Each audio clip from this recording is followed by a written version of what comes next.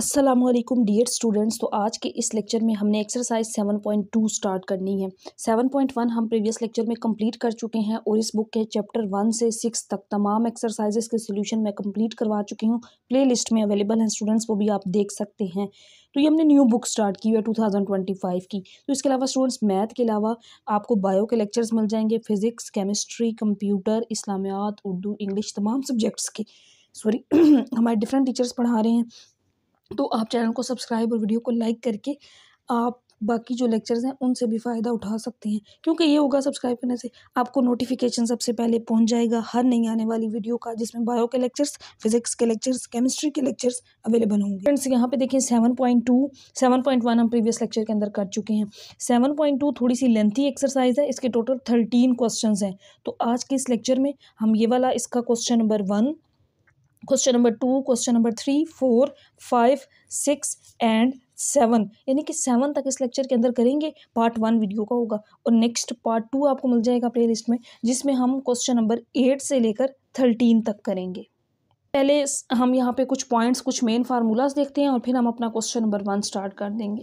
Question number 1 से पहले यहाँ पे देखें, सबसे पहले आपको पता होना चाहिए इंक्लिनेशन ऑफ लाइन ये क्या होता है। इंक्लिनेशन का मतलब बेसिकली क्या है, एंगल। किसी भी लाइन का जो एंगल है वो हम कैसे देखते हैं। देखिए यहाँ मैंने एक्स और वाई एक्सिस लिए, उसके ऊपर ये एक लाइन ड्रा कर ली और यहाँ पे ये इस डायरेक्शन में एंटी क्लॉकवाइज एंगल भी होता है, एंटी क्लॉकवाइज भी। मैंने यहाँ एंटी क्लॉकवाइज लिया क्योंकि एंटी क्लॉकवाइज एंगल हमेशा पॉजिटिव होता है। ये इंपॉर्टेंट MCQs है जो आपसे पूछा जा सकता है। Anti clockwise direction angle is positive and clockwise direction is angle is negative. तो एंगल की जो डायरेक्शन मोस्ट कॉमनली ली जाती है, आमतौर पर ज़्यादातर ली जाती है, वो एंटी क्लॉकवाइज ली जाती है, जो मैंने यहाँ पे ली है।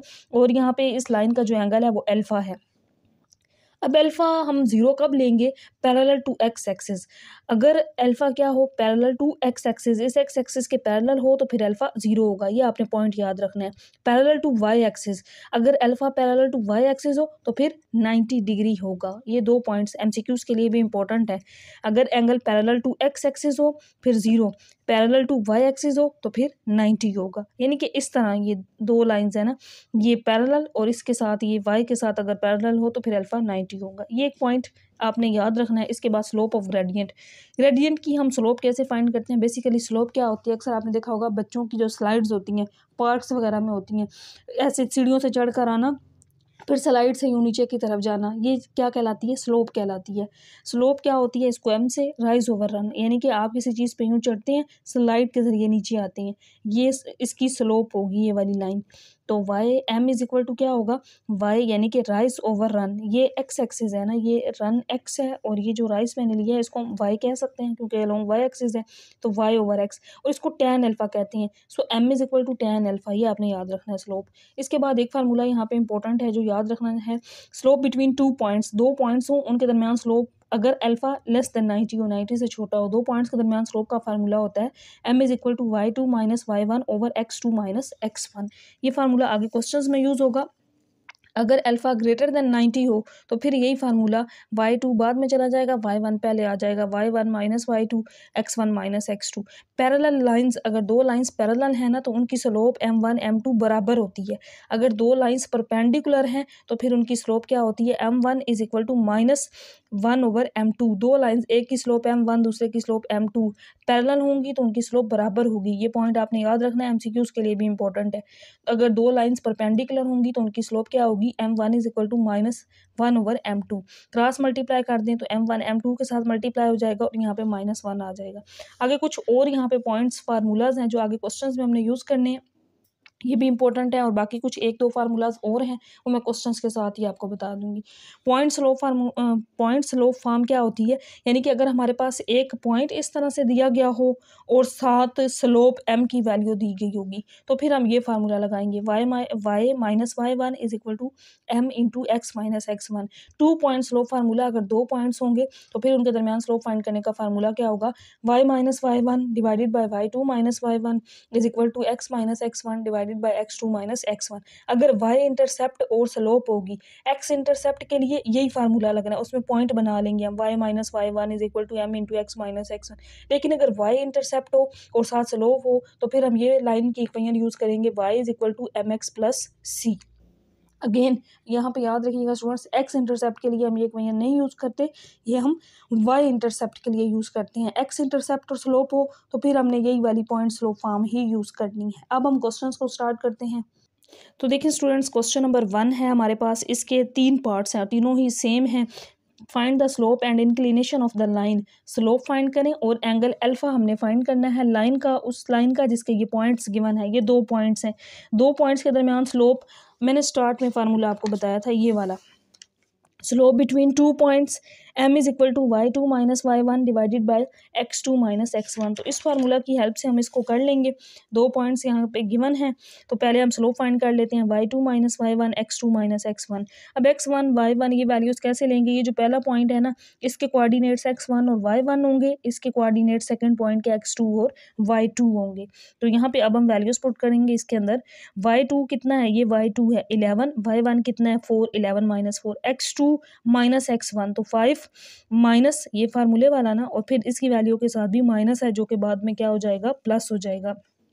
तो 11 माइनस 4 7, यहाँ पे माइनस माइनस प्लस हो जाएगा, 5 प्लस 2 7, 7/7 डिवाइड करेंगे 1 आ जाएगा। स्लोप हमने फाइंड कर ली, अब इंक्लिनेशन रह गया। इंक्लिनेशन भी मैंने स्टार्ट में आपको बताया था, m is equal to tan alpha, tan alpha से डिनोट करते हैं, और m की वैल्यू हमने फाइंड की है जो कि क्या है 1 है। तो tan alpha is equal to 1, क्योंकि इंक्लिनेशन यानी एंगल हमने फाइंड करना है, एंगल को इधर ही रखेंगे, tan को दूसरी साइड पे ले जाएंगे, tan इनवर्स हो जाएगा 1। अब या तो कैलकुलेटर पे लिखें tan इनवर्स 1, या चैप्टर 6 में जो मैंने ट्रिग्नोमेट्रिक रेशियोज का टेबल बताया था, उस टेबल में आपको वैल्यू पता है तो डायरेक्ट कर सकते हैं कि tan 45 पे 1 होता है, तो tan इनवर्स 1 45 डिग्री होगा एंगल इसके अंदर। अब इसके बाद नेक्स्ट है इसी का पार्ट नंबर 2, 2 पॉइंट्स दिए गए हैं, तो 2 पॉइंट स्लोप फार्मूला यूज़ करते हुए हम यहाँ पे पहले स्लोप फाइंड करेंगे। यहाँ पे ये पहला पॉइंट, इसके कोऑर्डिनेट्स x1 और y1, ये सेकंड पॉइंट x2 और y2, ये इस तरह से हमने लिख ली। अब स्लोप का फार्मूला मैंने लिखा है m is equal to y2 minus y1 x2 minus x1। Values put करेंगे, y2 7 और ये वाला माइनस और ये फार्मूले वाला माइनस, यहाँ प्लस हो जाएगा। फिर x2 माइनस x1, तो ये 2 माइनस 3 हो जाएगा, 7 और 2 9 और 2 माइनस 3, क्योंकि 3 बड़ी वैल्यू है ना, इसके साथ माइनस है तो यहाँ पे माइनस आ जाएगा। 9 को माइनस 1 पे डिवाइड करें तो माइनस 9, स्लोप की वैल्यू आ गई। अब हमने फाइंड करना है इंक्लिनेशन, तो m किसके इक्वल होगा, tan अल्फा, और m की वैल्यू फाइंड की हुई है -9, तो हम लिख सकते हैं, इसी को मैंने रीअरेंज कर दिया, tan अल्फा पहले और 9 को बाद में। तो अल्फा फाइंड करना है, अल्फा को इधर रखेंगे, एंगल ना इंक्लिनेशन इसको बेसिकली कहते हैं, tan इनवर्स 9 हो जाएगा, माइनस को मैंने बाहर लिख लिया। अब आपने कैलकुलेटर पे लिखना है माइनस tan इनवर्स 9 या tan इनवर्स -9 लिखेंगे, तो आंसर ये आएगा -83.66 डिग्री। अब यहाँ पे एक आपने पॉइंट याद रखना है कि हमारे पास एंगल अगर इस तरह आ जाए 83 पॉइंट, यानी कि ये जिस तरह हमारे पास एंगल आ रहा है माइनस में, यानी कि 90 से कम आ रहा है, तो 180 में से इस एंगल को आपने माइनस कर देना है। असल में करते तो हम ऐड हैं 180 डिग्री प्लस थीटा, इस तरह से कर रहे होते हैं, लेकिन ये वैल्यू पहले ही माइनस में है ना, तो वो प्लस माइनस दरमियान में माइनस हो जाएगा, तो ये एंगल आ जाएगा 96 डिग्री 20 मिनट्स। ये एक पॉइंट है जो आपने यहाँ पे याद रखना है, अदरवाइज आंसर रॉन्ग होगा इसका। ये जो पिछले मैंने आपको बताया ना कि 180 डिग्री में से हम माइनस कर रहे हैं, किसी एक आध क्वेश्चन के अंदर ही जिसमें एंगल हमारे पास नेगेटिव फॉर्म में आ रहा था ना, उसको हमने 90 यानी कि कम था 90 से, तो बाद में वो 96 पॉइंट बन गया, यानी कि वो 90 से ग्रेटर हो गया 180 में से माइनस, उसमें हमने किया, बाकी क्वेश्चंस में नहीं है ये। तो पार्ट नंबर 3 है स्टूडेंट्स, 2 पार्ट्स ये के हैं, स्लोप फाइंड करनी है, वही बात जो मैंने आपको पहले बताई, आपने इस तरह से नाम दे लेने हैं, x1 y1 x2 और y2। फार्मूला लगाएंगे, y2 minus y1 x2 minus x1, 2 points है ना, उनकी स्लोप फाइंड कर लेंगे, y2 माइनस y1 यानी 8 माइनस 6 और ये 4 माइनस 4, और यहाँ पे 4 माइनस 4 0। और हमेशा याद रखिएगा कोई भी नंबर अगर 0 पे डिवाइड हो जाए तो आंसर अनडिफाइंड यानी कि इन्फिनिटी आ जाता है, तो m की वैल्यू यहाँ इन्फिनिटी आ गई। दूसरा हमने इंक्लिनेशन एंगल फाइंड करना है, m is equal to tan alpha और infinity is equal to tan alpha. Alpha find करना है, tan को इधर ले आएंगे, tan इनवर्स हो जाएगा, और tan 90 पे ना, ये वैल्यू हमें पता है, टेबल में भी आपने पढ़ी हुई है, कैलकुलेटर पे भी चेक कर सकते हैं, tan 90 पे अनडिफाइंड इन्फिनिटी होता है, तो tan इनवर्स इन्फिनिटी ये हमें पता है 90 डिग्री पे होता है, हम इस वजह से यहाँ पे लिख लेंगे कि 90 डिग्री ये इसका आंसर है। इसके बाद नेक्स्ट है क्वेश्चन नंबर 2, इसमें एक आ गया है, by means of slope slope के यूज़ करते हुए show that the following points lie on the same line. ये जो पॉइंट्स हैं ना तीनों A B C same line पर लाई कर रहे हैं, सेम लाइन पर मौजूद हैं। सेम लाइन पर अगर पॉइंट्स हो ना ये इस तरह से ए बी सी, इसको कोलिनियर पॉइंट्स भी कहते हैं, यानी कि ये पॉइंट्स एक लाइन में से पास कर रहे हैं ए बी सी में से। ये हमने यहाँ पे प्रूव करना है। अगर ये एक लाइन में से पास कर रहे हैं तो फिर इनकी स्लोप ए बी सी और ए सी तीनों की हम स्लोप फाइंड करेंगे और वो स्लोप इक्वल होगी, तो हम ये कह सकेंगे कि तीनों पॉइंट्स कोलिनियर हैं, या फिर हम ये कह सकते हैं कि एक ही लाइन में से पास कर रहे हैं। तो हमने पहले स्लोप फाइंड करनी है ए बी की, फिर स्लोप फाइंड करनी है बी सी की, और फिर ए और सी की। तो तीनों की स्लोप इक्वल आनी चाहिए। तो पहले हम ए और बी की स्लोप फाइंड करते हैं। Slope of A B, formula 2 point slope का y2 minus y1 x2 minus x1, values put कर देंगे। अब यहाँ पे ए और बी की फाइंड कर रहे हैं, तो y2 माइनस y1 तो ये 5 और ये माइनस क्या हो जाएगा प्लस, x2 माइनस x1 तो 1 और ये माइनस प्लस हो जाएगा। 5 और 3 8, 1 और 1 2 और 2 4 आर 8। अब ये स्लोप आ गई ए बी की। नेक्स्ट हम फाइंड करेंगे बी सी, इन दो पॉइंट्स की स्लोप।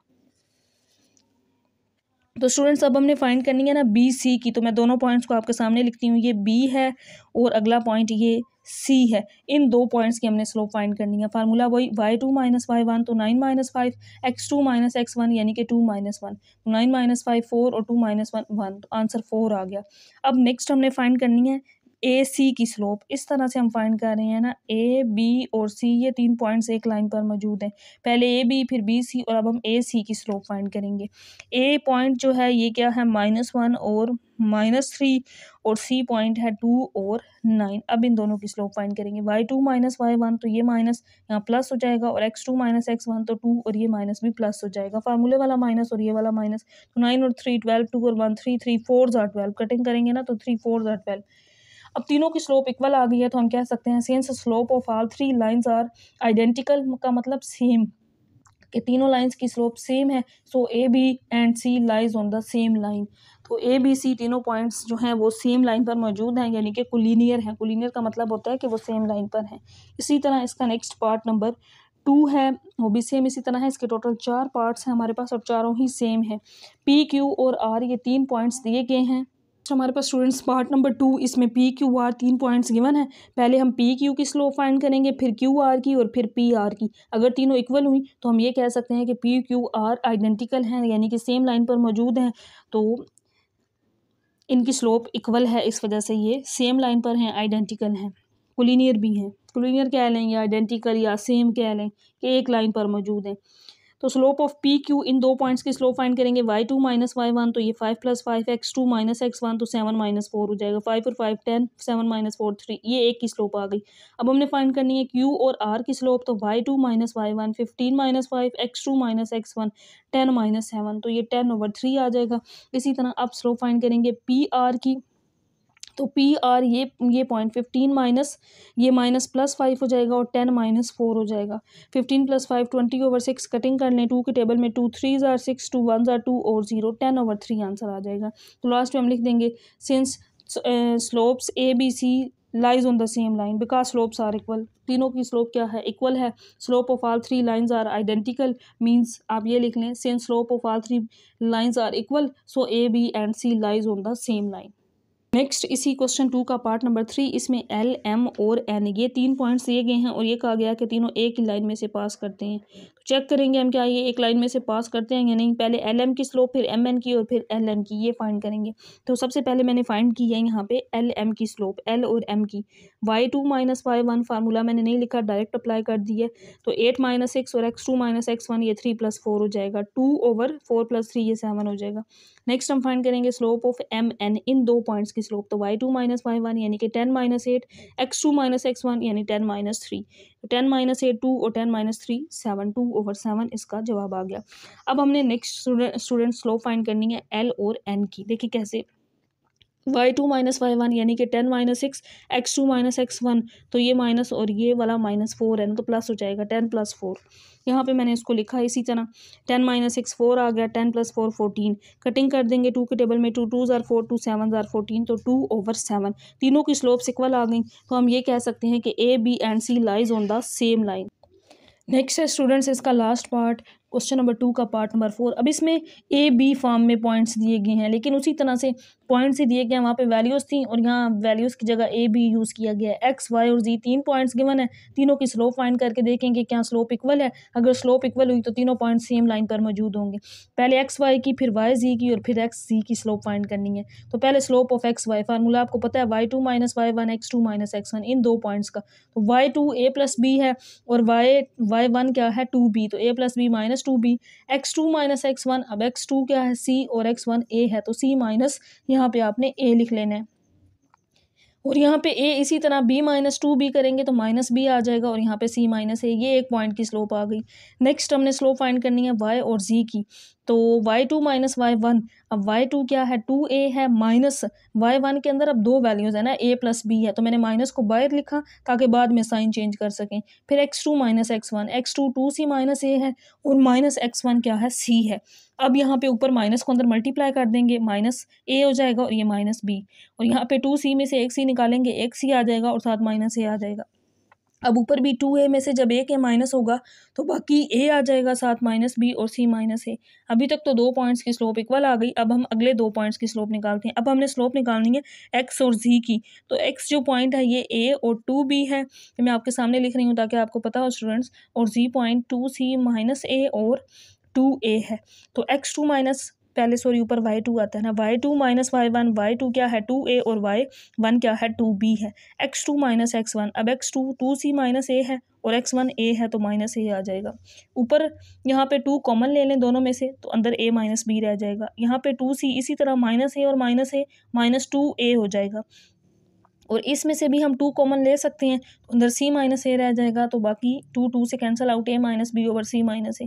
तीनों स्लोप्स इक्वल आ गई, तो हम ये कह सकते हैं कि a b and c lies on the same line, क्योंकि इनकी स्लोप आइडेंटिकल यानी कि सेम है। इसके बाद नेक्स्ट है हमारे पास क्वेश्चन नंबर 3।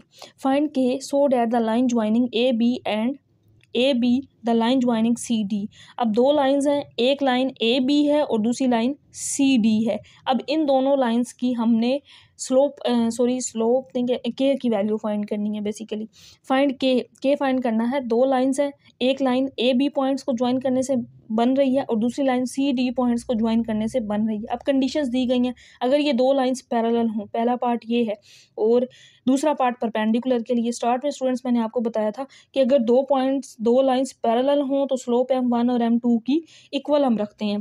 परपेंडिकुलर हों तो हम कहते हैं कि m1 is equal to -1 over m2, cross multiply करने के बाद m1 m2 is equal to -1, ये वाला यूज़ कर लें या फिर ये फार्मूला यूज़ कर लें, आपकी अपनी चॉइस है। लेकिन ये पता होना चाहिए कि दो लाइंस अगर उनकी स्लोप पैरेलल हो तो फिर m1 m2 के बराबर होता है, अगर परपेंडिकुलर हो तो फिर m1 m2 का आंसर -1 के इक्वल हम लेते हैं। तो इसी में हमने m1 और m2 यानी कि दोनों की स्लोप फाइंड करनी है। तो पहले हम ए बी की स्लोप फाइंड करते हैं, जिसको m1 का नाम दे देंगे, सी डी की स्लोप फाइंड करेंगे जिसको हम m2 का नाम देंगे। दोनों को इक्वल रखते हुए यहाँ से हम k की वैल्यू फाइंड कर लेंगे। तो a और b की पहले स्लोप फाइंड करते हैं। दो पॉइंट स्लोप का फार्मूला आपको पता है ना, y2 माइनस y1, तो ये a और b है तो -6 और -3 हो जाएगा। x2 माइनस x1 यानी कि k -7, तो ऊपर -9 और यहाँ पे k -7 ही आ जाएगा। अब हम फाइंड करेंगे स्लोप ऑफ सी डी। सी और डी ये दो पॉइंट्स हैं, तो ये 4 - 5 और -6 + 4 हो जाएगा। y2 माइनस y1 और x2 माइनस x1, यहाँ पे -1 आ जाएगा क्योंकि 4 - 5। अगर यहाँ पे अगर आपको माइनस से गलती होती है तो ज़रूर ये चीज़ कैलकुलेटर पे किया करें। अगर आपको डायरेक्ट पता है तो फिर आप इस तरह लिखें। देखिए हम -6 में से अगर 4 निकाल दें तो बाकी 2 बचते हैं ना, 6 में से 4 निकाल दें, लेकिन बड़ी वैल्यू 6 है, उसके साथ साइन माइनस है, तो यहाँ माइनस आपने लगाना है। तो ये माइनस इस माइनस से कैंसिल आउट, बाकी सी डी की स्लोप 1/2 आ गई। अब ये पहले पार्ट में ये कहा गया था कि दो लाइंस की स्लोप पैरेलल हैं, तो अगर स्लोप्स पैरेलल हों therefore m1 is equal to m2 होता है। पहली स्लोप m1 दूसरी स्लोप m2 दोनों को इक्वल रखें। m1 की वैल्यू मैंने पुट की, फिर m2 की वैल्यू पुट की, क्रॉस मल्टीप्लाई कर देंगे, k -7 और -18, 9 2 18 हो जाएगा। क्योंकि k फाइंड करना है तो -7 को दूसरी साइड पे ले जाएंगे, +7 हो जाएगा। -18 + 7 करेंगे तो आंसर -11 आ जाएगा। अब इसी का जो सेकंड पार्ट है ना, उसके अंदर ये कहा गया है परपेंडिकुलर हो अगर दो लाइंस की स्लोप, यानी कि इस तरह से। उसमें मैंने जिस तरह आपको बताया ना कि दो लाइंस पैरेलल हैं इस तरह से, इसमें ये दो लाइंस ए बी और ये जो सी डी है ना, ये एक दूसरे पर परपेंडिकुलर हैं, तो दोनों की स्लोप्स फाइंड करेंगे और दोनों की स्लोप परपेंडिकुलर के लिए क्या होगी, m1 m2 किसके इक्वल होगी, -1। m1 m2 तो हम अगेन नहीं फाइंड करेंगे क्योंकि हमने पहले फाइंड कर ली है।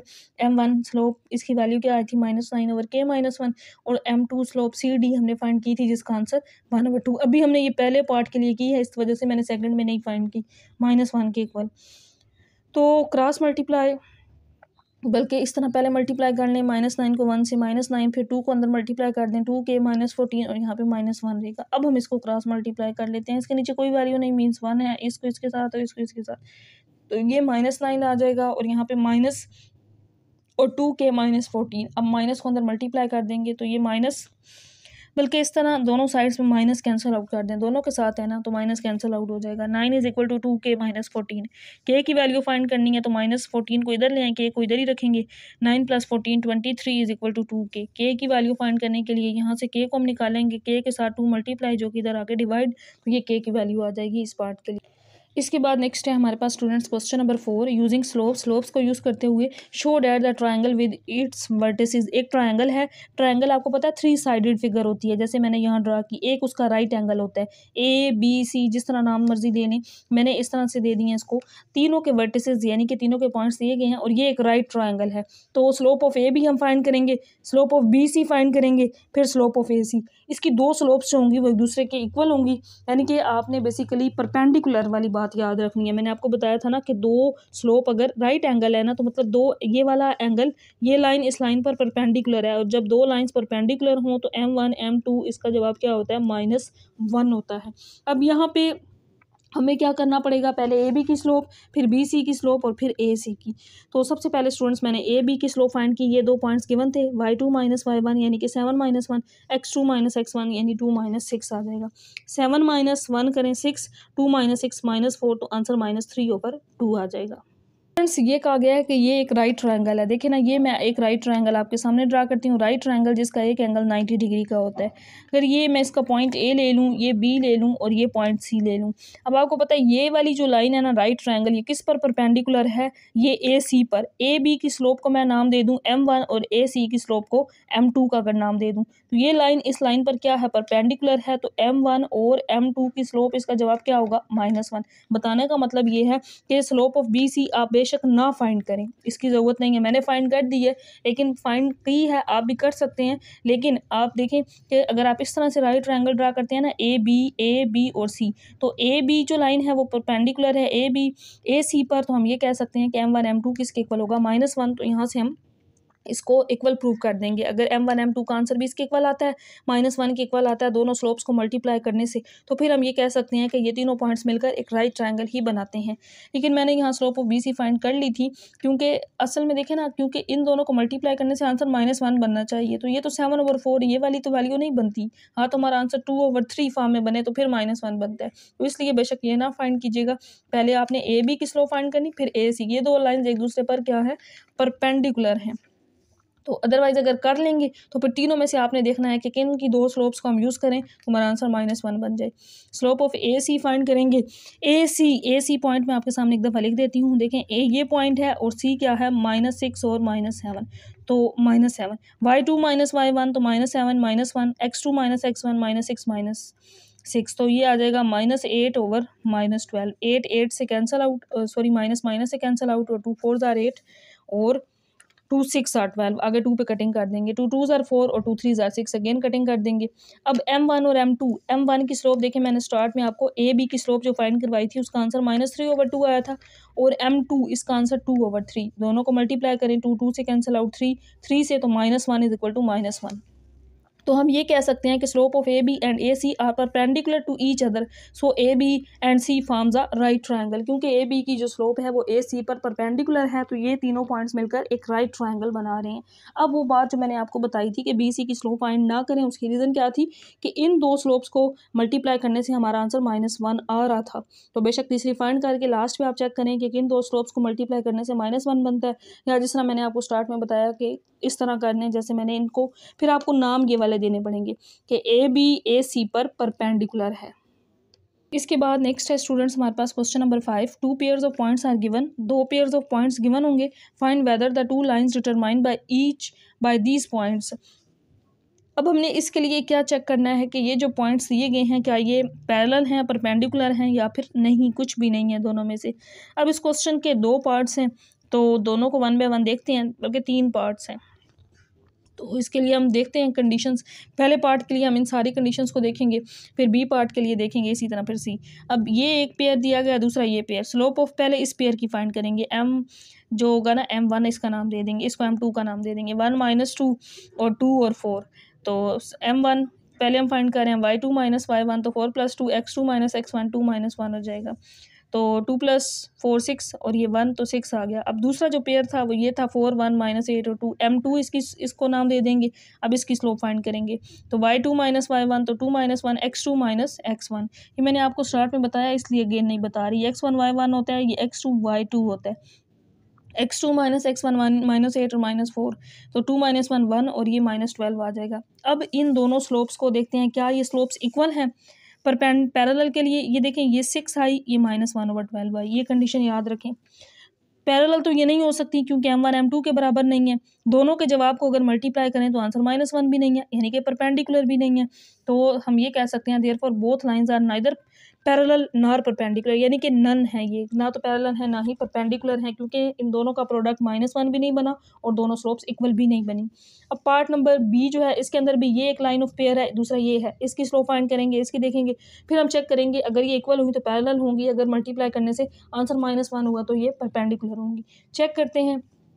पहले इस लाइन की ये 2 पॉइंट्स हैं, इनकी स्लोप फाइंड करेंगे। M1 क्या होगा, y2 - y1 तो 2 - 4 x2 - x1 6 + 3 -2/9 आ गया इसका आंसर। दूसरा जो पेयर था वो ये था, ये वाला। अब इसकी स्लोप M2 ये फाइंड करेंगे तो -7 - 5 और x2 - x1 तो -2 - 4 -12/-6 माइनस से कैंसिल आउट, 6 2 = 12। तो स्टूडेंट्स देखिए M1 और M2 की स्लोप इक्वल नहीं है, इसका मतलब क्या हुआ, ये पैरेलल नहीं है। M1 M2 इसका आंसर तो -2/9, इसका आंसर 2, जो कि इक्वल नहीं है। दोनों का अगर प्रोडक्ट लिया जाए -2/9 और 2 का, और इसका आंसर -1 के इक्वल भी नहीं आता, तो देखिए इक्वल नहीं आ रहा ना, तो हम ये कह सकते हैं since lines are neither parallel nor perpendicular, ना ही पैरेलल है ना ही ये परपेंडिकुलर है। क्वेश्चन के हमारे पास 2 ही पार्ट्स थे, ए और बी, जिनको हमने सोल्व कर लिया। नेक्स्ट हमारे पास है question number 6, find an equation the horizontal line through. अब एक हॉरिजॉन्टल लाइन की इक्वेशन फाइंड करनी है जिसका पॉइंट है x, y गिवन है 7 - 9। तो जब भी ये स्टूडेंट्स हॉरिजॉन्टल लाइन की बात आए वहाँ पे y की वैल्यू आती है, अगर वर्टिकल लाइन हो तो फिर x की वैल्यू होती है, ये चीज़ आपने याद रखनी है। हॉरिजॉन्टल लाइन है ना, x एक्सिस पर है, तो आपने y की वैल्यू लेनी है। तो y की वैल्यू ये वाली -9, इस -9 को इस साइड पे ले आए, +9 = 0। नेक्स्ट इसी तरह बी पार्ट है, इसमें वर्टिकल लाइन कह रहे हैं। वर्टिकल लाइन पे आपने जस्ट इस पॉइंट में से x की वैल्यू ले, तो वर्टिकल लाइन पे आपने हमेशा x की वैल्यू और हॉरिजॉन्टल पे y की वैल्यू, तो x = -5 -5 को इधर लें तो ये लाइन की इक्वेशन आ जाएगी, +5 = 0। अब यहाँ पे पॉइंट स्लोप फॉर्म हमने यूज़ करनी है जो मैंने स्टार्ट में बताई थी। थ्रू ए ये पॉइंट है, इसके अंदर x और y कोऑर्डिनेट्स हैं, हैविंग स्लोप 7 और इसकी स्लोप 7 है। एक पॉइंट और साथ स्लोप भी है, तो पॉइंट स्लोप फॉर्म मैंने स्टार्ट में बताई हुआ है ना, इसका फार्मूला वही अप्लाई करेंगे। y - y1 = m × x - x1। हमेशा याद रखिएगा जब भी एक पॉइंट और एक स्लोप हो तो आपने ये वाला फार्मूला अप्लाई करना होता है। तो y - y1, अब y1 इसको x1 y1 का नाम दे दें बेशक, क्योंकि यहाँ y1 आ रहा है। तो y1 क्या होगा, -5 और स्लोप m, यानी कि m की वैल्यू कितनी है, 7 है। x - x1 तो ये वाला माइनस और ये वाला माइनस प्लस हो जाएगा। अब 7 को अंदर मल्टीप्लाई कर देंगे, 7x 7 6 = 42। x को हमेशा प्लस रखना है, तो इस वैल्यू को उधर ले जाएंगे, क्योंकि x तो प्लस रखना है ना, अगर माइनस होता तो x वाली इधर आती। इस वैल्यू को उधर ले जाएंगे, 7x, ये y प्लस था, इधर आके माइनस, ये +42 इधर ही रहेगा, -5 इधर आएगा, तो +42 + 5 करेंगे तो 47 इसका आंसर आ जाएगा। ये लाइन की इक्वेशन आ गई। नेक्स्ट इसके अंदर डी पार्ट है, थ्रू ये एक पॉइंट है और ये स्लोप m0, तो पॉइंट स्लोप फॉर्म, क्योंकि एक पॉइंट और एक स्लोप है, वही फार्मूला यूज़ करेंगे। y - y1 तो ये x1 और ये y1, तो ये माइनस और ये वाली वैल्यू माइनस, m की वैल्यू 0, x - x1 यहाँ है 8 है, 0 से मल्टीप्लाई होगा, ये 0 ही हो जाएगा, माइनस माइनस प्लस, तो ये लाइन की इक्वेशन आ गई। अब यहाँ पे ई पार्ट है, through point having slope undefined. Slope undefined का मतलब ये है कि m की वैल्यू इन्फिनिटी है, अनडिफाइंड इन्फिनिटी को कहते हैं। अब यहाँ पे भी पॉइंट और स्लोप है, तो पॉइंट स्लोप फॉर्म यूज़ करेंगे, y - y1 = m × x - x। तो यहाँ पे आप वैल्यूज़ पुट कर देंगे, ये x1 और ये y1, तो y-y1 की वैल्यू -5 यहाँ पे आपने पुट करनी है। m का answer infinity, x minus x1 तो ये माइनस क्या हो जाएगा प्लस x प्लस 8। y-5 यहाँ पे y-5 है, इसको इसी तरह लिखेंगे। और इन्फिनिटी स्टूडेंट्स हमारे पास 1/0 होता है। अगर आप कैलकुलेटर पे लिखेंगे ना 1/0 तो आंसर अनडिफाइंड आएगा, तो इन्फिनिटी की जगह हम 1/0 लिख सकते हैं। अब हम क्रॉस मल्टीप्लाई करेंगे 0 इंटू y-5 और 1 इंटू x प्लस 8। तो जब ये 0 इसके साथ मल्टीप्लाई होगा ये 0 हो जाएगा और यहाँ तो 1 मल्टीप्लाई होने से वही आंसर आ जाएगा x प्लस 8। तो लाइन की जो इक्वेशन होगी वो आ जाएगी x plus 8 is equal to 0। इसके बाद नेक्स्ट पार्ट नंबर f, इसमें 2 पॉइंट्स दिए गए हैं, एक ये पॉइंट और दूसरा ये पॉइंट। अब हमने क्योंकि लाइन की इक्वेशन फाइंड करनी है ना, तो 2 पॉइंट स्लो फॉर्म यूज़ करेंगे। 2 पॉइंट स्लो फॉर्म क्या होती है, अब हम वो नहीं यूज़ कर सकते कि हमने ये वाली स्लो फाइंड करनी है 2 पॉइंट्स की y2 minus y1 x2 minus x1, ये हम नहीं यूज़ करेंगे 2 पॉइंट्स के दरमियान, क्योंकि हमने लाइन की इक्वेशन फाइंड करनी है। तो हमेशा याद रखिएगा कि 2 पॉइंट्स की स्लोप जो इक्वेशन होती है वो इस फार्मूला से फाइंड की जाती है। ये पॉइंट x1 y1 और ये क्या है x2 और y2 है। तो y minus y1 divided bye y2 minus y1, x minus x1 divided by x2 minus x1। अब इसके अंदर वैल्यूज पुट करेंगे y इसी तरह माइनस y1 और y1 क्या है -3, तो ये माइनस माइनस प्लस हो जाएगा, डिवाइडेड बाय y2 -1 है और -y1, तो ये वाला माइनस क्या हो जाएगा प्लस, x माइनस x1। अब यहाँ पे x तो इसी तरह रहेगा, x1 की वैल्यू क्या हो जाएगी ये माइनस और ये वाला माइनस प्लस 5, फिर divided by x2 minus x1 तो ये 9 प्लस 5 हो जाएगा। वैल्यूज जस्ट पुट की मैंने इस फार्मूला के अंदर। 3 - 1 करेंगे 2, 9 + 4 सॉरी 5 14 आ जाएगा। नेक्स्ट हम क्रॉस मल्टीप्लाई इसको इसके साथ और इसके साथ, 2 इधर मल्टीप्लाई और 14 इधर, 2 1 ज़ा 2, 2 7 ज़ा 14, ताकि सिंप्लीफिकेशन आसान हो जाए मैंने यहाँ पे कटिंग कर दी इसकी। x प्लस 5 इधर 7 को अंदर मल्टीप्लाई कर देंगे, 7y प्लस 7 3 ज़ा 21। x को प्लस रखना है तो यानी कि इस वैल्यू को हमने इधर लेकर आना है। ये 7y इधर आके माइनस और ये प्लस 5 इसी तरह 21 इधर आएगा तो माइनस हो जाएगा। तो 5 - 21 करेंगे -16 आ जाएगा और बाकी ये x - 7 है। ये तो लाइन की इक्वेशन आ गई। अब इसके बाद स्टूडेंट्स y, इसका जो g पार्ट है इसमें y इंटरसेप्ट है और y इंटरसेप्ट की वैल्यू भी दी गई है -7 है और स्लोप क्या है -5 है। मैंने आपको एक चीज़ बताई थी, अगर x इंटरसेप्ट आए तो फिर हम ये वाला फार्मूला अप्लाई नहीं कर सकते। स्टार्ट में मैंने बताया था y इंटरसेप्ट हो तो फिर आपने ये वाली इक्वेशन यूज़ करनी है, y is equal to mx plus c। तो y इंटरसेप्ट का मतलब c की वैल्यू -5 है और m की वैल्यू सी की वैल्यू -7 है। स्लोप m होता है ना, स्लोप की वैल्यू -5 है। अब इसके अंदर वैल्यूज पुट कर देंगे, y is equal to mx plus c, m की वैल्यू -5x और यहाँ पे प्लस सी की वैल्यू क्योंकि माइनस थी इस वजह से ये -7 हो जाएगा। तो ये लाइन की इक्वेशन आ जाएगी। क्योंकि अब x को हमने हमेशा प्लस रखना है ना, तो इस सारी वैल्यू को उठा के इधर ले आएंगे, 5x इधर आके प्लस, फिर प्लस y और ये -7 भी प्लस हो जाएगा। नेक्स्ट स्टेप मैंने यहाँ पे आगे किया भी है, ये देखें y plus 5x plus 7 is equal to 0। Rearrange करके अगेन इसको इस फॉर्म में लिखने, x पहले बाद में y लिख लें या फिर यहाँ ये भी ठीक है। अब इसके बाद स्टूडेंट्स हमारे पास x इंटरसेप्ट -3, y इंटरसेप्ट +4 है और जब ये x और y दोनों इंटरसेप्ट दिए गए हों तो याद रखिएगा आपने ये वाली इक्वेशन यूज़ करनी है। MCQs में भी पूछी जा सकती है कि अगर x और y इंटरसेप्ट दोनों की वैल्यू दी गई हो तो फिर हम लाइन की इक्वेशन किस फार्मूला से फाइंड करते हैं। तो x/a plus y/b is equal to 1।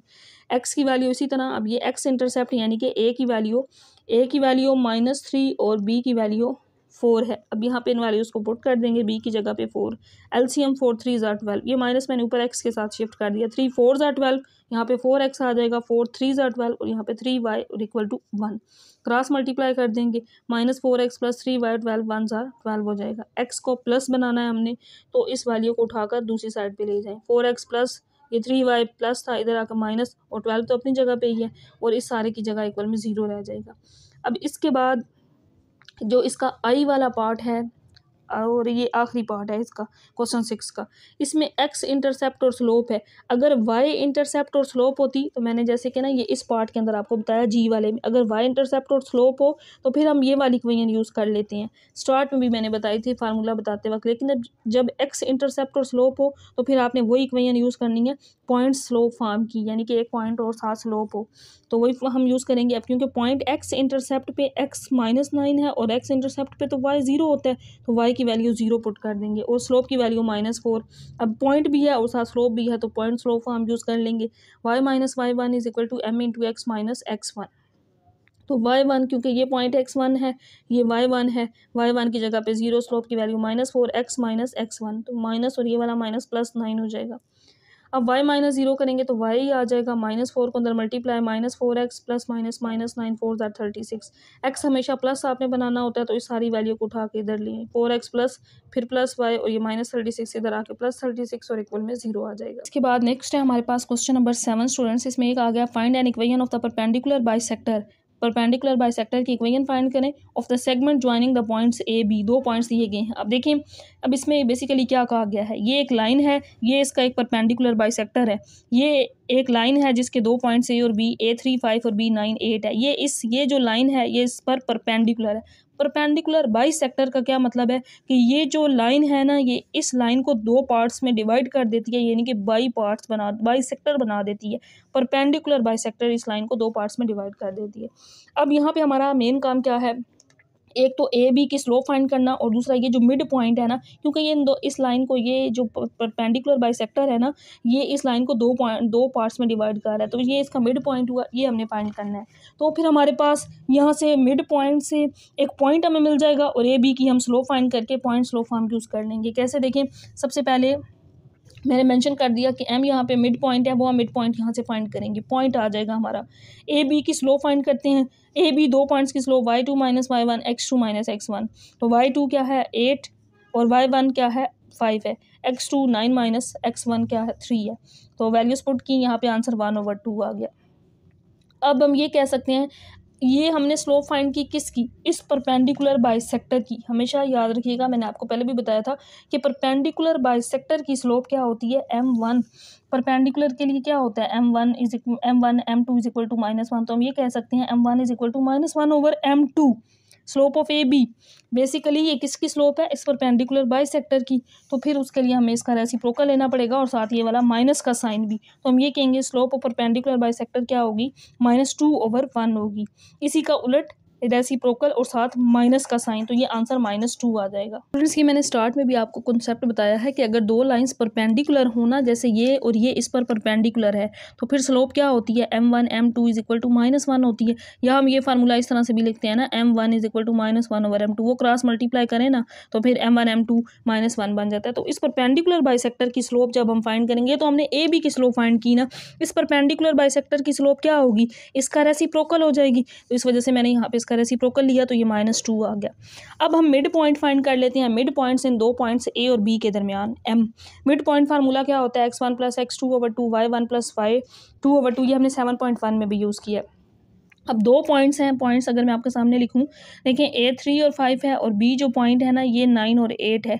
तो x प्लस x1, ये देखें, ये x1 होता है, ये y1 होता है, ये x2 और ये y2। वैल्यूज पुट कर देंगे।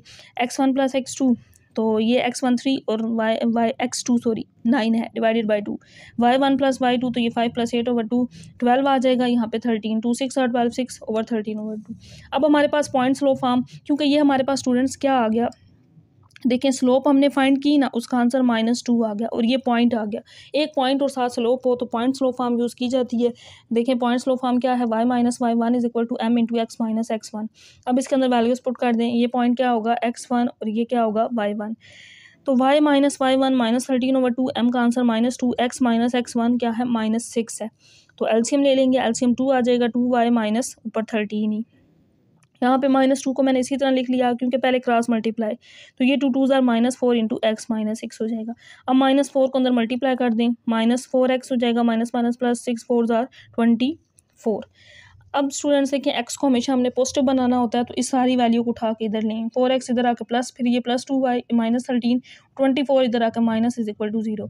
तो आंसर क्या आ जाएगा, 4x + 2y -13 और -24 -37 इज इक्वल टू 0। तो यहाँ तक स्टूडेंट्स आज के इस लेक्चर में हमने क्वेश्चन नंबर 1 से 7 तक किए हैं। वीडियो का पार्ट 1 होगा, नेक्स्ट आपको पार्ट 2 मिल जाएगा जिसमें हम करेंगे क्वेश्चन नंबर 8 से 13 तक इसके जो रिमेनिंग क्वेश्चन है। इससे रिलेटेड क्वेश्चन हो तो कमेंट सेक्शन में पूछिएगा। मिलते हैं जल्दी नेक्स्ट लेक्चर के साथ। Stay connected. अल्लाह हाफिज़।